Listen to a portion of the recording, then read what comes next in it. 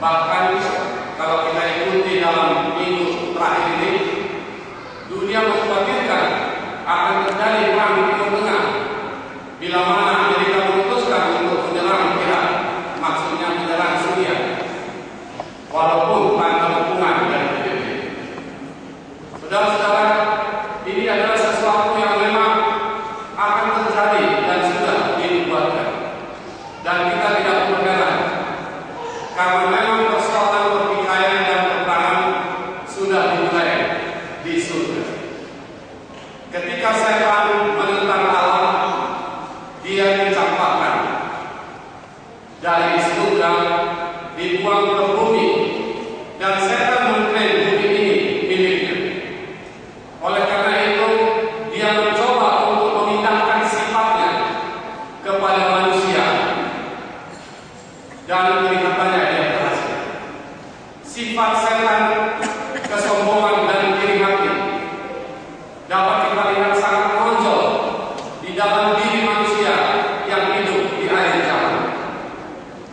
Kesombongan dan iri hati telah menyebabkan manusia jatuh ke dalam dosa, dan kesombongan dan iri hati itu pula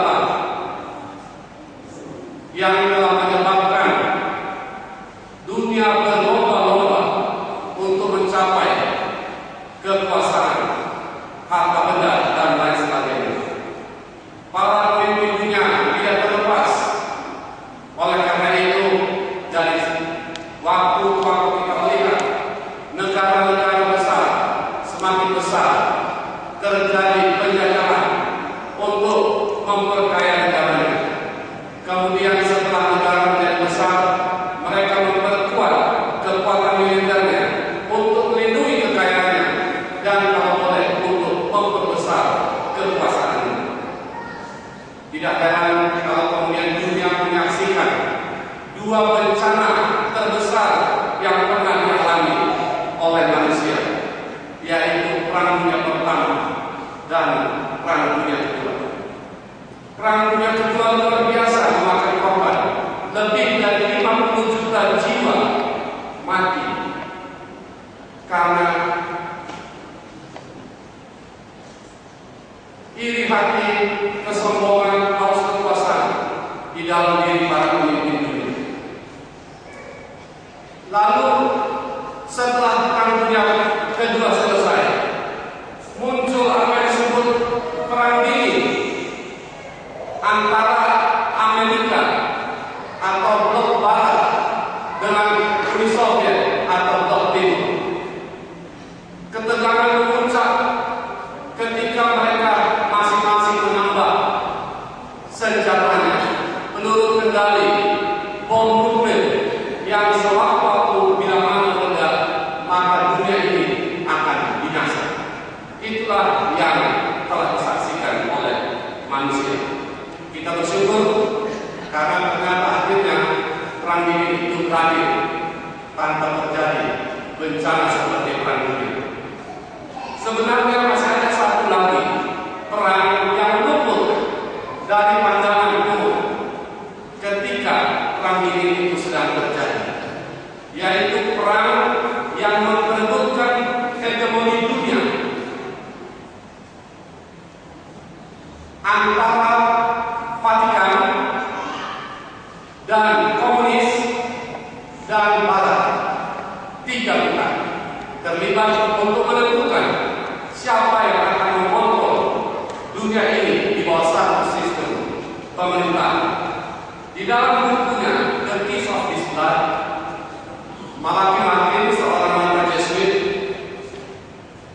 menulis kata-kata berikut ini di bahagian pengantarnya. Dia katakan, mau atau tidak, siap atau tidak, kita semua akan terlibat di dalam kompetisi tiga pihak itu. Karena kompetisi itu adalah mengenai siapa yang akan menetapkan sekaligus nanti akan mengontrol pemerintahan dunia yang dibuat satu sistem yang belum pernah terjadi dalam sejarah bangsa-bangsa. Tidak ada orang yang akan dikecualikan semua aspek kehidupan, tidak ada yang tidak tersentuh.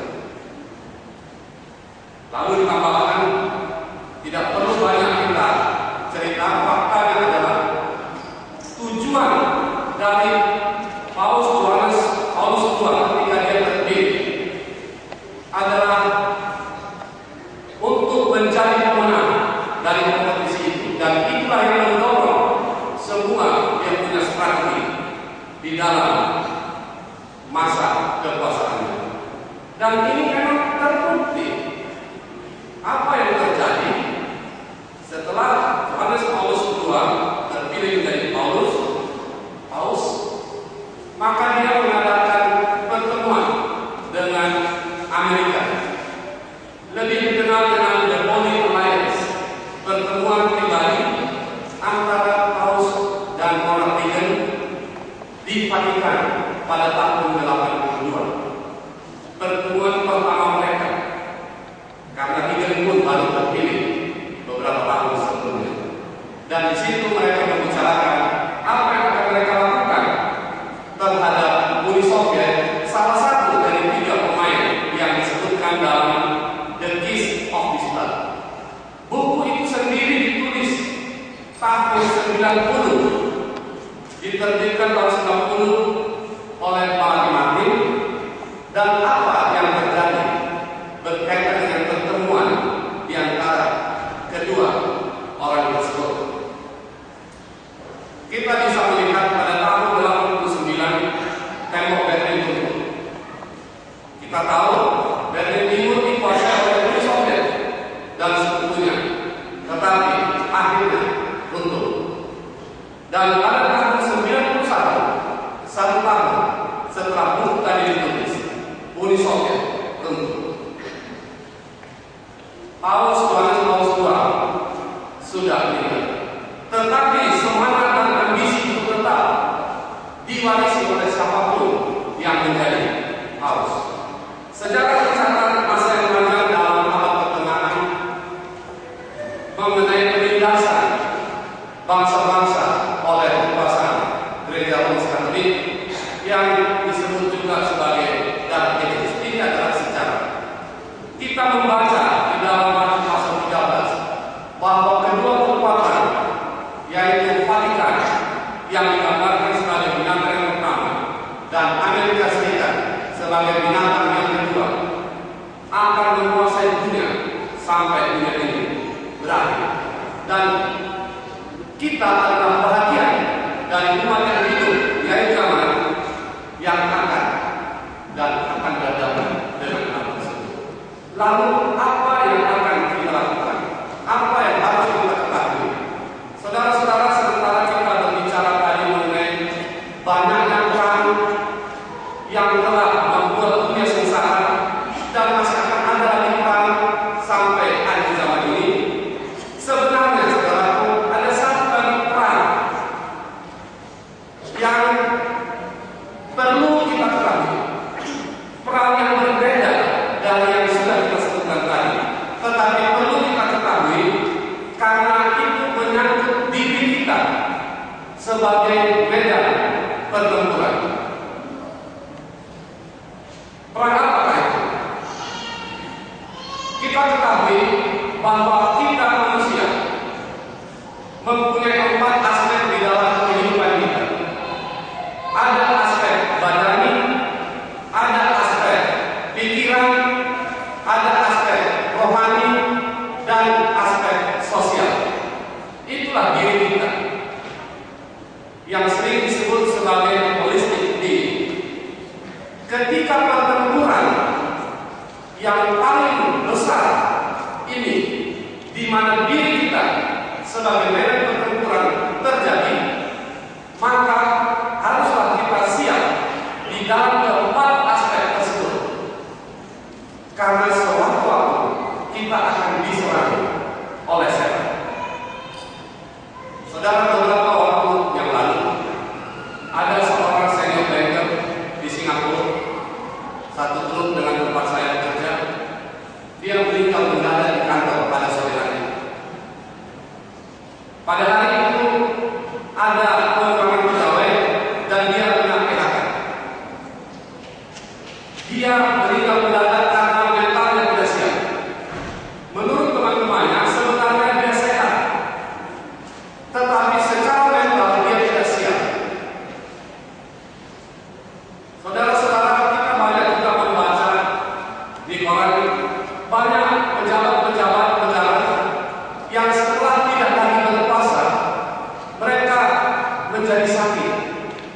karena mereka khawatir akan tuntutan hukum yang mungkin ditujukan kepada mereka akibat tindakan mereka ketika berpuasa. Mereka tidak siap. Mereka mengalami stroke, tidak siap untuk mendengar kabar-kabar yang mengejutkan, yang menakutkan, yang menimpa diri mereka. Bagaimana dengan kita? Bagaimana dengan Ayub yang kita akan bahas? Alkitab berkata bahwa Ayub adalah seorang laki-laki di tanah Uz yang saleh dan jujur. Ia takut akan Allah dan menjauhi kejahatan. Roh Tuhan berkata bahwa Ayub adalah seorang yang bertahan dalam hidupnya dan dia mengendalikan dirinya, sekalipun dia seorang yang kaya yang mestinya bisa hidup berfoya-foya. Satu kali setan berkunjung ke surga, walaupun dia sudah jatuh masih diizinkan. Lalu Tuhan bertanya kepadanya, dari mana kau? Jalan-jalan dengan jelajah bumi. Kita tahu ceritanya. Apakah kau melihat hamba Ayub yang saleh, yang takut berbuat dosa? Oh iya, tentu dia hidup baik karena engkau memberkatinya. Lalu kita tahu ceritanya. Tuhan mengizinkan setan untuk melakukan serangan kepada Ayub. Dan apa yang dia lakukan? Kita tahu ceritanya. Saudara-saudara yang dikasihi dalam Tuhan Yesus, dalam beberapa perang yang terkenal, seringkali dilakukan serangan kilat terhadap musuh. Serangan kilat atau Blitzkrieg dalam bahasa Jerman itu dilakukan oleh tentara Jerman pada waktu pecah perang dunia kedua. Jadi mereka melakukan penyerangan secara besar-besaran, didukung oleh tentara yang banyak, oleh tank-tank dan panzer yang banyak, secara mendadak. Biasanya kalau terjadi serangan kilat dan lawan yang dikejar diserang tidak siap, maka mereka akan segera kalah. Tidak heran kalau dalam waktu yang tidak terlalu lama, Jerman hampir menguasai seluruh daratan Eropa dan bersiap-siap untuk menyerang Inggris di seberang daratan. Serangan kilat pun pernah dilakukan oleh Israel pada waktu pecah perang 6 hari di tahun 67. Israel mendadak menyerang negara-negara di sekitarnya dan dalam tempo 6 hari mereka menguasai 5 kali wilayah dari lebih besar dari negaranya. Itulah yang akan terjadi bila mana seseorang diserang secara mendadak. Saudara, serangan kilat sangat berbahaya dan masing-masing kita rentan untuk mendapat serangan kilat dari setan. Mari kita lihat apa yang telah dialami oleh Ayub ketika mendapat serangan kilat dari setan. Kita baca di dalam Ayub pasal 2, ketika Allah mengizinkan setan untuk menyerang Ayub.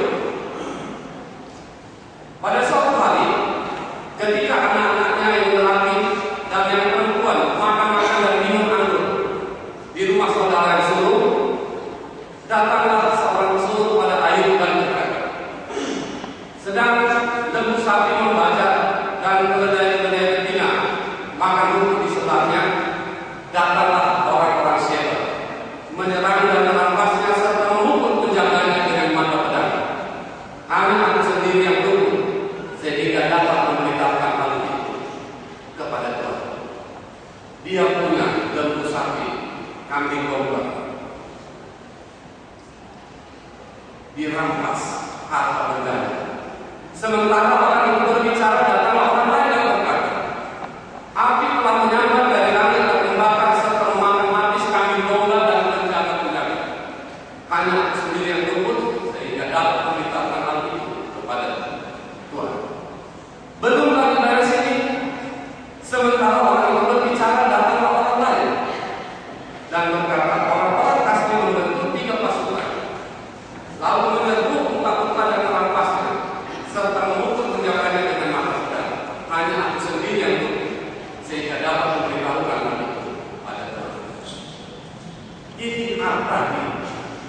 Ibarat kalau sekarang orang hartanya, mobilnya dicuri, uangnya dijebol di bank, tetapi serangan itu belum berakhir situ, masih lanjut. Sementara orang itu berbicara, datanglah orang lain dan dekat. Anak-anak tuan yang lelaki dan yang perempuan sedang makan dan minum anggur di rumah saudara mereka yang sulung. Maka tiba-tiba angin ribut bertiup dari seberang pada rumah. Rumah itu dilandainya pada 4 penjurunya dan merokok menimpa orang muda itu, sehingga mereka mati. Saudara-saudara yang terkasih, tidak usah dulu mendengar kematian anak. Kadang-kadang harta saja bisa membuat orang stroke ketika dia melihat uang dan emas. Ini anak bukan satu, semua 10. Itulah serangan yang dilakukan kepada setan terhadap pikiran dia. Lalu apa yang terjadi? Setelah mendengar itu, berdirilah ayat lalu mengoyak jubahnya dan mencukur kepalanya, kemudian sujudlah dia dan menyembah, katanya, dengan tenang, dengan telanjang aku keluar dari kandungan ibuku, dengan telanjang juga akan kembali ke dalamnya. Tuhan yang memberi, Tuhan yang mengambil, terpujilah nama kita.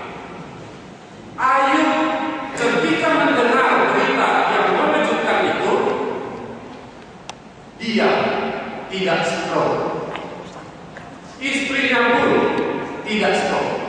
Mereka lolos dari serangan pertama terhadap aspek pikiran. Mengapa mereka tidak stroke? Karena Ayub dan istrinya, walaupun mereka adalah orang yang kaya raya, tetapi mereka telah hidup secara bertaraf.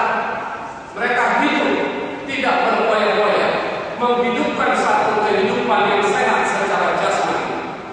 Sehingga kalau misalnya diperiksa pada saat itu kolesterolnya pasti baik, gulanya pasti baik, semuanya pasti baik, jantungnya baik. Dan mereka telah mendidik anak-anak mereka untuk menjadi anak-anak yang takut akan Tuhan. Itu sebabnya ketika mendengar berita yang menimpa anak-anaknya, Ayub dan istrinya, walaupun mereka sedih, tetapi mereka yakin bahwa anak-anak mereka mati di dalam Tuhan. Jadi mereka agak lega karena mereka tahu kehidupan anak-anaknya. Itulah kehidupan keluarga yang saleh yang takut akan Tuhan. Seringkali di dalam kehidupan ini orang tua kadang-kadang menderita ketika melihat anak-anak yang tidak takut akan Tuhan. Ini menjadi pelajaran bagi kita semua agar kehidupan kita selalu sesuai dengan kehendak Tuhan. Dengan demikian kita tidak akan mendatangkan duka cita kepada orang tua kita. Orang tua dalam hal ini Ayub dan istrinya, mereka kuat menghadapi pencobaan yang datang kepada mereka dengan seizin Tuhan, karena mereka yakin bahwa anak-anak mereka adalah anak-anak yang setia di dalam kebenaran. Setelah gagal memperoleh kemenangan dalam serangan pertama, satu kali setan berjalan-jalan lagi ke surga dan Tuhan tanya, bagaimana? Apakah kau sudah lihat hamba Ayub tetap setia bukan? Apa kata setan? Oh iya, karena engkau tetap melindungi dia. Tapi coba kulit ganti kulit, mungkin dia akan menghujat. Baik, kata Tuhan, dia ada di dalam tanganmu. Anda bisa melakukan apapun, tetapi ingat, jangan sentuh nyawanya. Lalu setan dengan satu biji yang baru, dengan bersemangat, dia turun lagi ke bumi untuk melakukan serangan yang kedua. Maka serangan kedua pun dilancarkan terhadap aspek fisik. Setan pergi dari hadapan Tuhan, lalu ditimpanya Ayub dengan banyak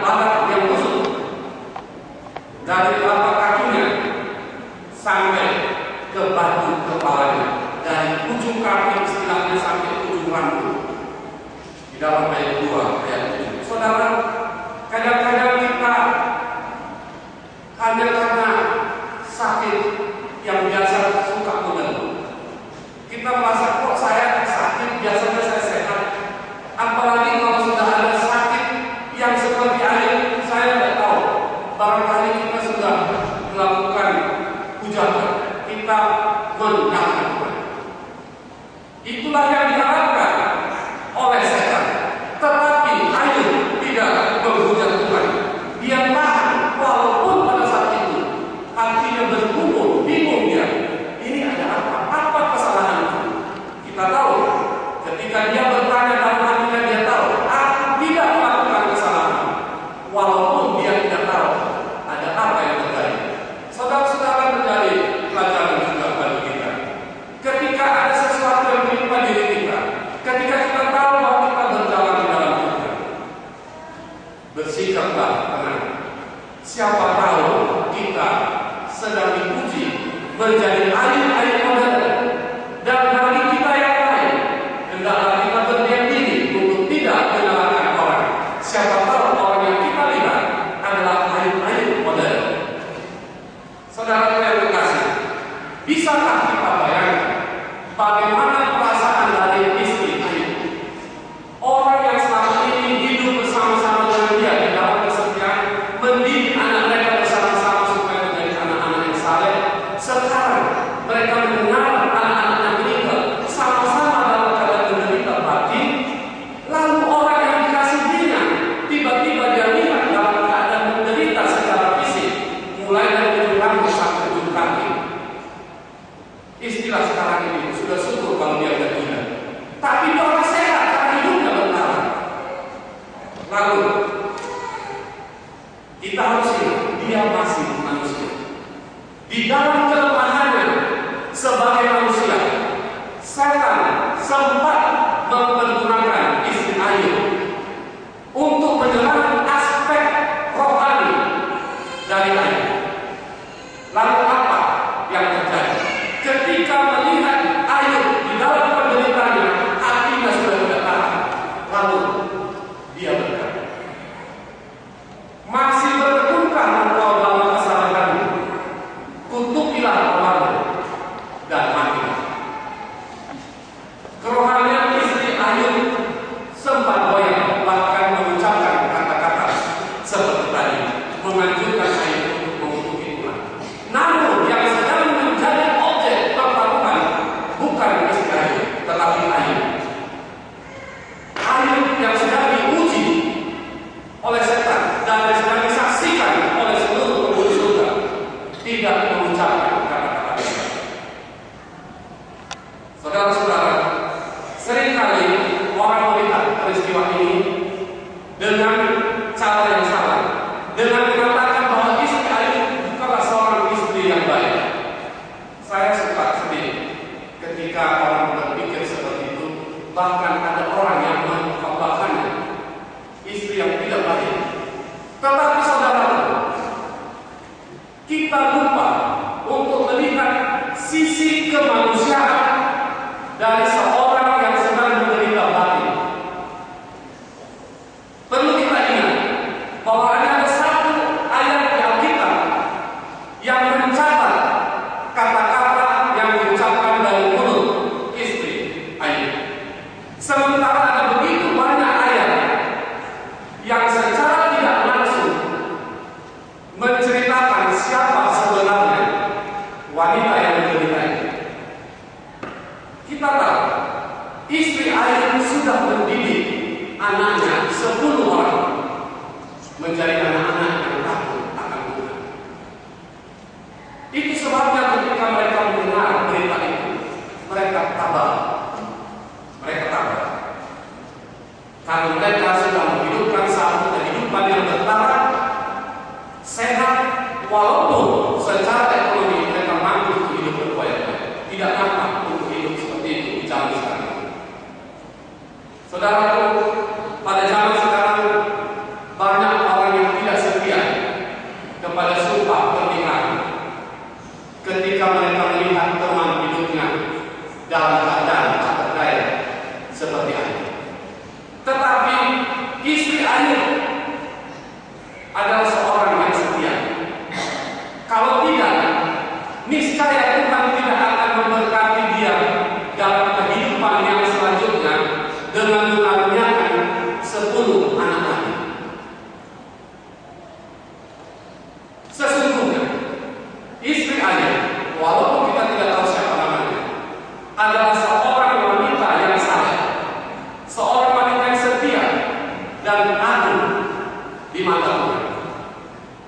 Jangan lupa, Alkitab tidak ada mencatat ayat teguran dari Tuhan kepada Israel. Karena Tuhan memahami keadaan batin hati dari seorang yang sedang menderita. Jadi, ketika ayat berkata kepada istrinya, engkau berbicara seperti orang gila. Apakah kita mau menerima yang baik dari Allah, tetapi tidak mau menerima yang buruk? Sebenarnya kata-kata yang diucapkan oleh ayat itu ditujukan kepada setan yang sedang menguasai istri ayat. Peristiwa yang sama terjadi beberapa waktu kemudian ketika Yesus hidup di dunia. Ketika Yesus baru menceritakan mengenai apa yang akan dia alami, yaitu dia akan menderita dan kemudian disalibkan. Petrus merasa terganggu dan terusik mendengar itu. Petrus merasa tidak senang. Lalu apa yang dikatakan Petrus? Kalau kita baca di dalam Matius 16 ayat 22 dan 23. Tetapi Petrus menarik Yesus ke samping dan menegur dia, katanya, Tuhan, kiranya Allah menjauhkan.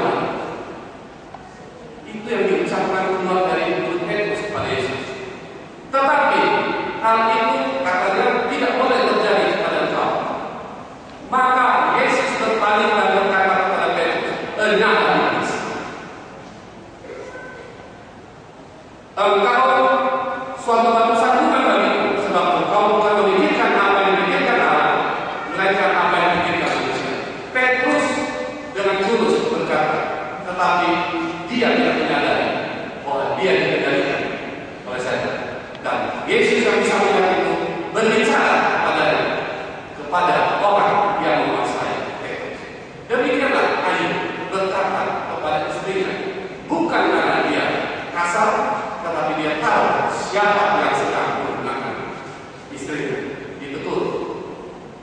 Saudara-saudara, barangkali menjadi pelajaran kita bagi kita ketika kita ingin mendukung seseorang. Barangkali kita pikir kita sedang melakukan hal yang baik, tetapi mungkin kita perlu merenung apakah kita melakukannya dengan kasih dan benar, ataukah kita malah sedang dipergunakan oleh kuasa setan.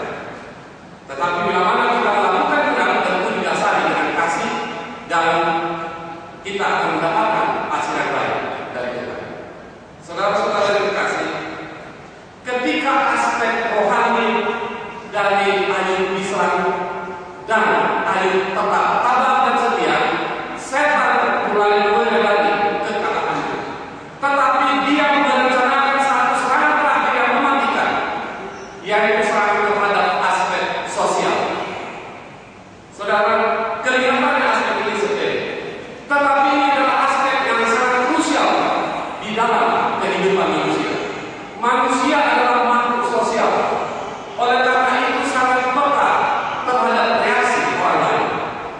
Seringkali di dalam perjuangan yang berat, seseorang mampu untuk bertahan walaupun serangan itu begitu berat terhadap fisik maupun mental dan pikiran. Masih ingat Taliban? Walaupun mereka kita tidak setuju dengan pandangannya, tetapi mereka berjuang bersembunyi di gua-gua karang di Afghanistan. Mereka bertahan karena ada teman yang memberi semangat, karena pandangan yang sama di antara mereka. Jadi aspek sosial, teman di sekitar kita sangat menentukan kemampuan kita untuk bertahan di dalam menghadapi satu tantangan dan pencobaan. Dan itulah yang dicoba untuk diserang oleh setan. Lalu setan mencoba menggunakan teman-teman Ayub, sahabat-sahabatnya, untuk membuat dia jatuh di dalam perjuangan. Ayub 19 ayat 14 dan 15 berkata, kawan-kawanku menghindar dan kawan-kawanku melupakan aku.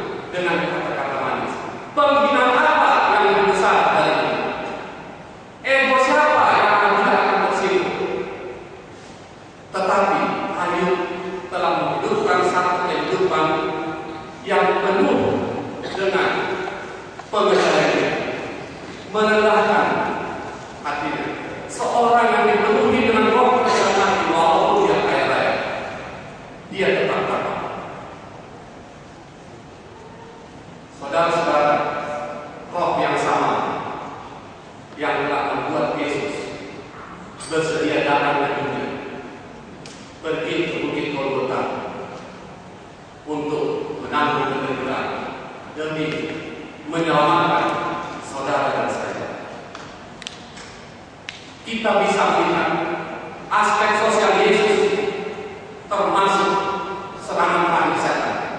Pada saat-saat terakhir, ketika Yesus akan dibawa ke pengadilan, hanya 2 dari 11 muridnya yang meninggal yang pergi menemaninya, dan 1 bahkan di antaranya mengkhianati. Saudara-saudara, betapa luka hati seseorang ketika tidak ditemani oleh sahabat-sahabat yang selama ini berjalan bersama-sama, dan ketika menyadari hanya 2 rupanya yang mau menemani, bahkan ketika menyadari salah satu di antaranya mengkhianatinya. Tetapi saudara-saudara, Yesus yang dipenuhi dengan roh kerendahan hati tidak melihat dari sekitar.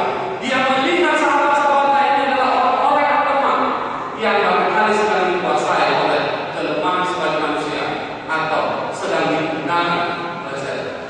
Dia memaafkan, dan hanya roh kerendahan hati yang dapat memaafkan orang.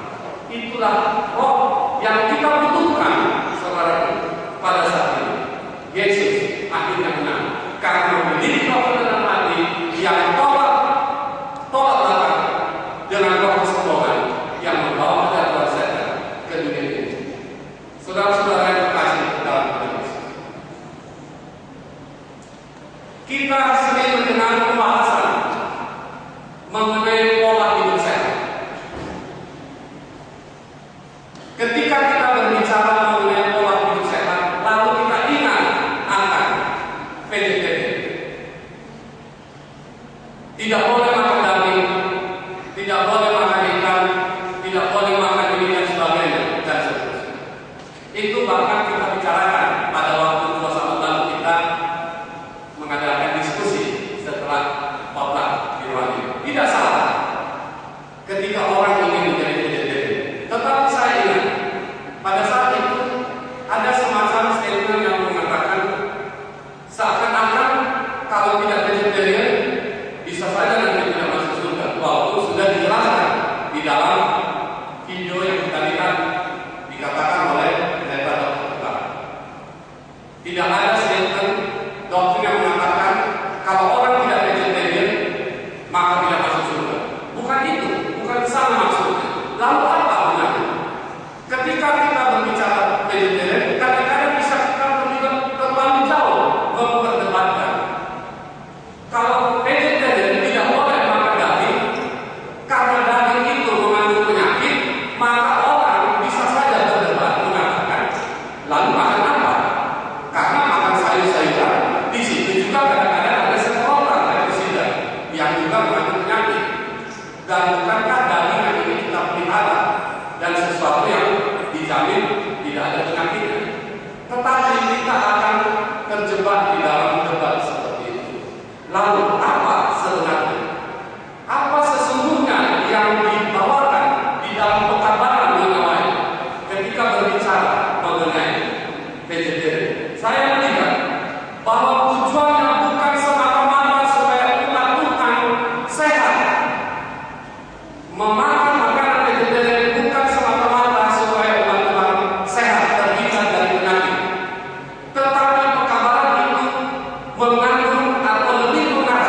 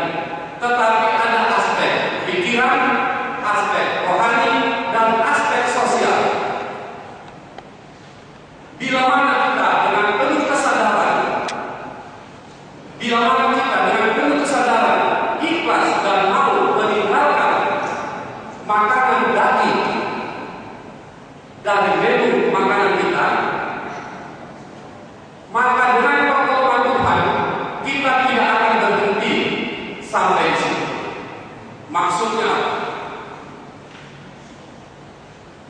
kita perlu melakukan penyangkalan ini, mengutamakan keinginan Tuhan dibanding keinginan kita. Memang akan jadi enak, terutama bagi sebagian orang.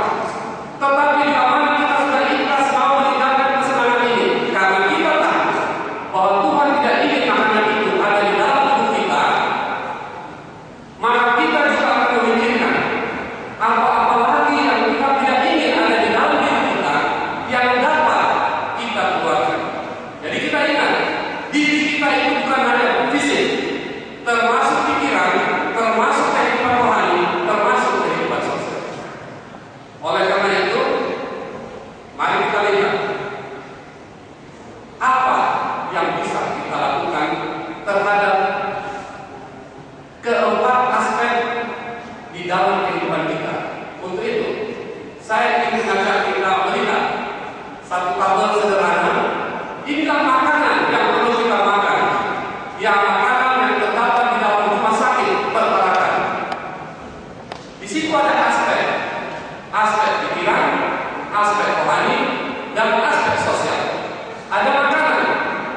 Kita mulai dengan makanan dari aspek pikiran. Apa makanan untuk aspek pikiran? Ada sebutan yang mengatakan engkau adalah apa yang engkau lihat, apa yang engkau baca, apa yang engkau dengar. Mendengar, membaca, semua menggunakan pikiran. Lalu ada dua jenis makanan. Ada makanan yang vegetarian, ada bukti makanan yang sehat. Ada makanan daging yang tidak baik untuk pikiran kita. Kita tahu. Mari kita lihat sama-sama, saudara. Inilah makanan daging, ada bukti yang merusak pikiran kita, yang merusak aspek pikiran kita. Buku-buku yang tidak baik, kaset yang tidak baik, lagu-lagu yang kita dengar yang tidak baik, yang kita lihat, kita baca, dan kita dengar.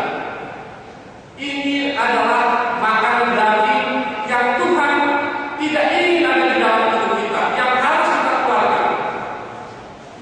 Dan bisa dengan makanan-makanan yang baik, vegetarian,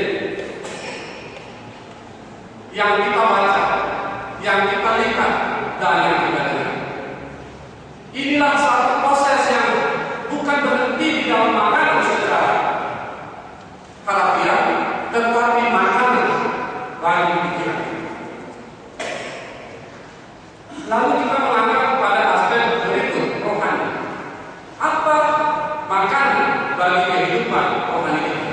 Adalah kegiatan-kegiatan yang mempengaruhi rohanian. Apa di situ makanan yang tidak baik?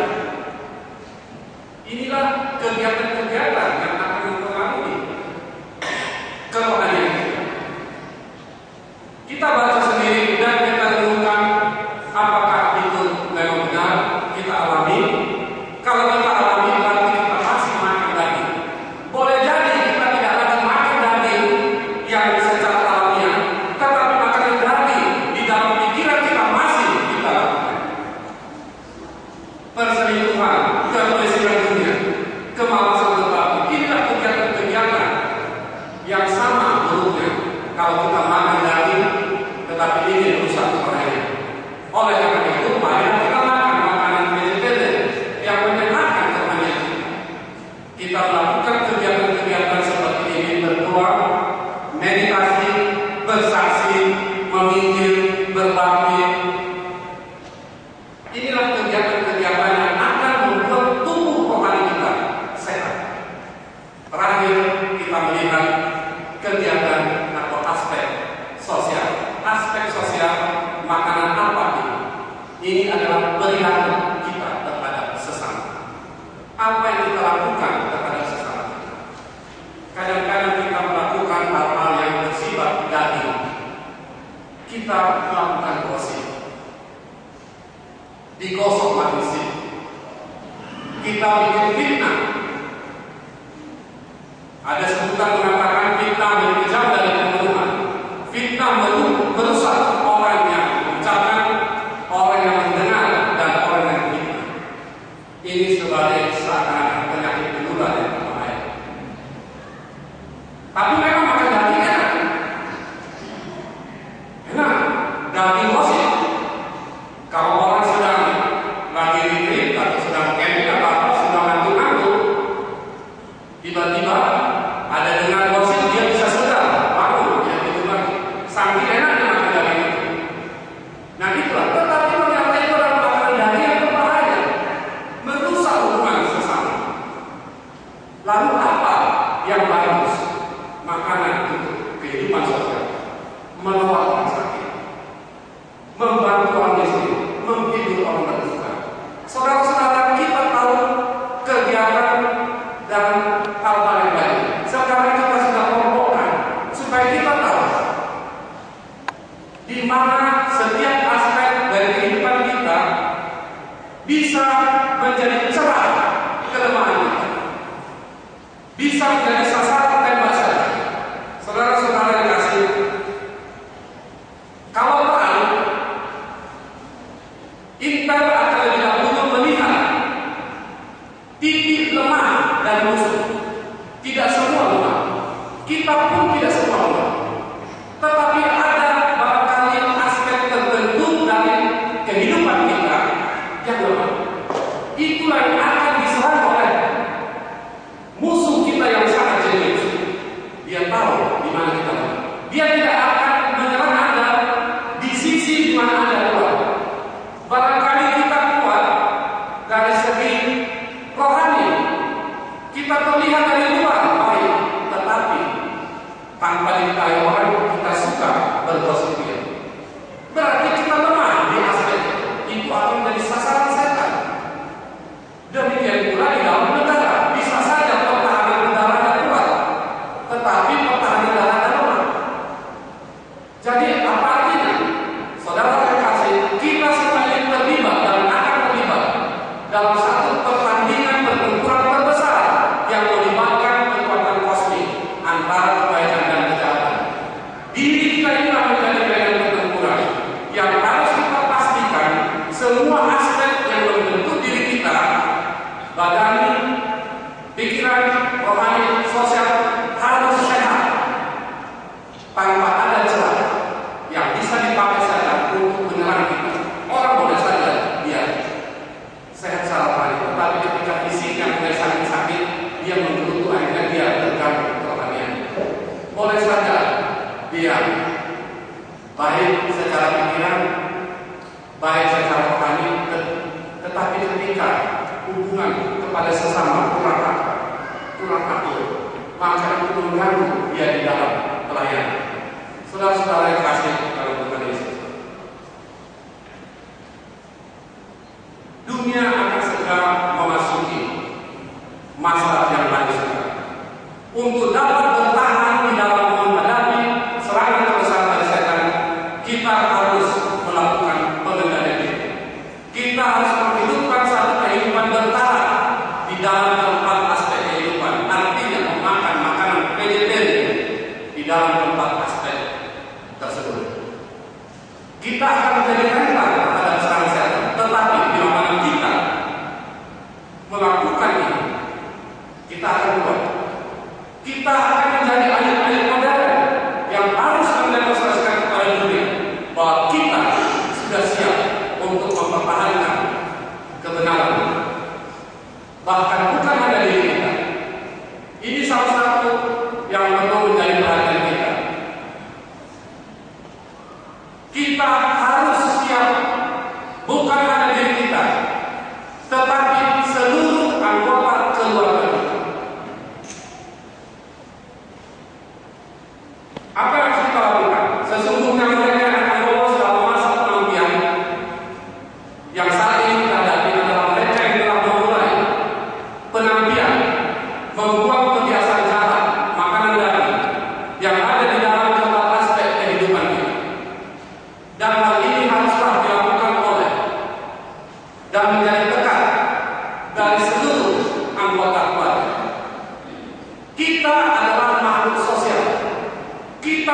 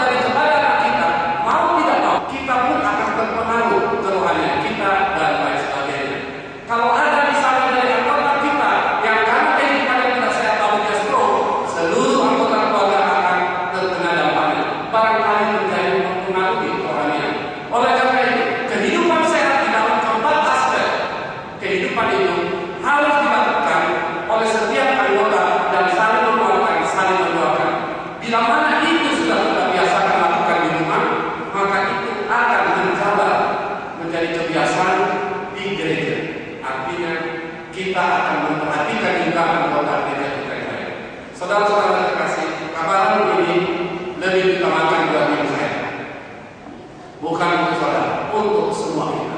Mari saudara, kita akan mempersiapkan diri kita supaya kita benar-benar meminta pertolongan Tuhan, melakukan pembangunan dengan sungguh-sungguh, memperbaiki keempat aspek di dalam kehidupan kita agar terjadi pembaharuan di dalam kehidupan kita di jemaat ini. Mudah-mudahan pekabaran pada saat pagi ini boleh membantu kita untuk melihat bahwa Tuhan ingin kita sehat di dalam seluruh aspek kehidupan, bukan hanya padanya. Karena hanya dengan itulah kita dapat bertahan bila mana zaman yang telah datang menjelang akhir sejarah ini. Tuhan akan membantu masing-masing kita di dalam melakukannya. Try your best, and God will do the rest. Saudara-saudara, zaman yang telah sudah terjadi. Kita melihat tanda-tanda dari ekonomi, bencana, peperangan, penyakit, dan lain sebagainya. Pencobaan terbesar namun akan datang bukan dari luar, tetapi dari diri kita sendiri, yaitu menyangkut ego dan kesombongan kita, penyakit turunan yang diwariskan oleh setan. Dosa inilah yang telah menyebabkan setan jatuh. Obatnya hanyalah resep yang Yesus bawa, yaitu roh kerendahan hati. Hanya orang yang mau berdoa dan menerima kerendahan hati yang siap untuk menerima teguran dan yang bersedia untuk melakukan perubahannya. Amin, saudaraku. Dan orang yang sama yang telah membawa Yesus ke Bukit Golgota menderita demi untuk menyelamatkan saudara dan saya. Saudaraku, masalah terbesar kita bukanlah melakukan perubahan berdasarkan kepikiran. Masalah terbesar kita bukanlah untuk mengetahui bagaimana cara melakukannya. Kita tahu melakukannya semua. Masalah terbesar adalah berkaitan dengan ego dan kesombongan kita yang susah ditahankan, karena memang itu adalah dosa yang dimulai di surga. Satu-satunya yang saya untuk mengalahkan adalah kerendahan hati yang Yesus sangat ingin untuk berikan kepada masing-masing kita. Bila mana di dalam melakukan berbagai langkah tadi, kita mungkin dikucilkan. Jangan khawatir, jangan takut. Yesus pun dikucilkan karena melakukan hal yang lain. Percayalah, janjinya akan menemani kita sampai pada kesudahan malam. Tidak ada